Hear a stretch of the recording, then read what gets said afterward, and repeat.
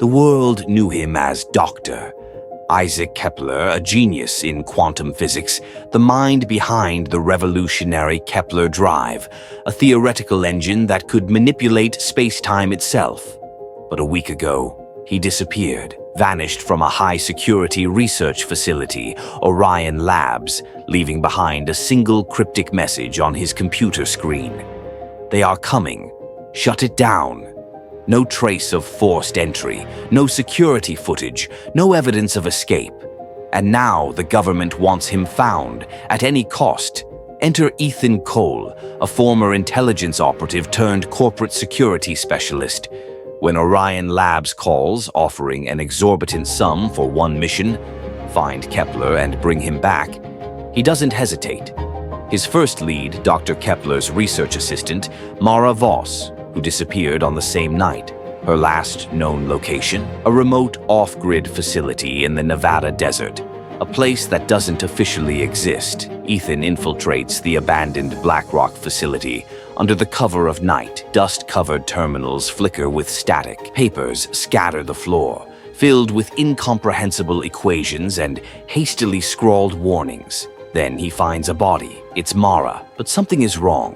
Her skin is ice cold, her pupils fully dilated, as if frozen in time. Her ID badge is clutched in her rigid fingers. A flickering monitor shows security footage from the night of the disappearance. Kepler is seen running down a corridor, frantically typing on a keypad. Behind him, a distortion in the air, like a mirage, moves with unnatural speed. The screen flickers. When it stabilizes, Kepler is gone. No trace, no body, just gone. Ethan barely has time to react before a sharp click echoes behind him. A gun. Turn around, slowly. He does. A woman stands in the shadows, gun leveled at his chest. Dark tactical gear, steady hands, eyes filled with fear and purpose. Mara Voss. But Mara is dead. He just saw her corpse. Or did he? Mara is very much alive, and she's running. She grabs Ethan and pulls him through a maintenance tunnel as armed men in black tactical gear flood the facility. As they escape into the desert night, Mara finally explains. Kepler's experiment worked.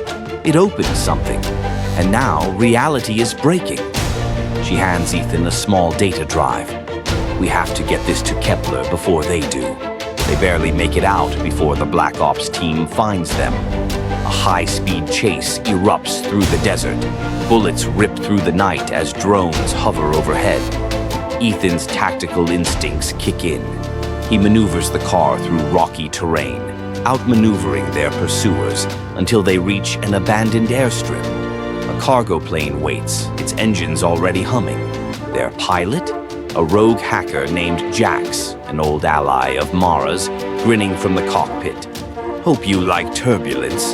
They barely escape as the facility explodes behind them. On board, Ethan accesses the data drive. It contains Kepler's final transmission. I made a mistake. The Kepler Drive doesn't just bend space, it fractures time. The people chasing us, they're not government, they're from the other side. If they get to me first, reality as we know it is gone. Coordinates flash on the screen, somewhere in the Swiss Alps. Their next destination.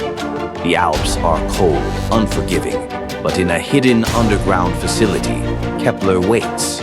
Or at least, one version of him does. Because standing before them is two identical Keplers, both claiming to be the real one. Ethan grips his gun. What the hell is this? He's the anomaly. I'm the real Kepler. No, he is. The rift duplicated us. One of us shouldn't exist. Before Ethan can decide, the Black Ops team breaches the facility. Gunfire erupts. Mara and Jax take cover as Ethan grabs the Kepler closest to him. How do we stop this? Kepler shouts. We have to close the rift before they get through. Ethan drags Kepler to the control panel. A countdown begins. The rift, shimmering like a broken mirror, starts to shrink. Then they appear. The shadowy figures from the security footage. Not men, not human, something else. One reaches for Ethan, and suddenly, he sees himself on the other side of the rift. A version of himself that never escaped Blackrock. His head pounds. The paradox is tearing him apart. Kepler screams, "Now!" Ethan slams his fist on the console. A blinding flash. When Ethan wakes up, he's in a small apartment in New York City. No Mara, no Kepler, no evidence of anything. His phone buzzes. A single message. They are still watching. Stay in the light. He looks in the mirror, and for just a second, his reflection doesn't move.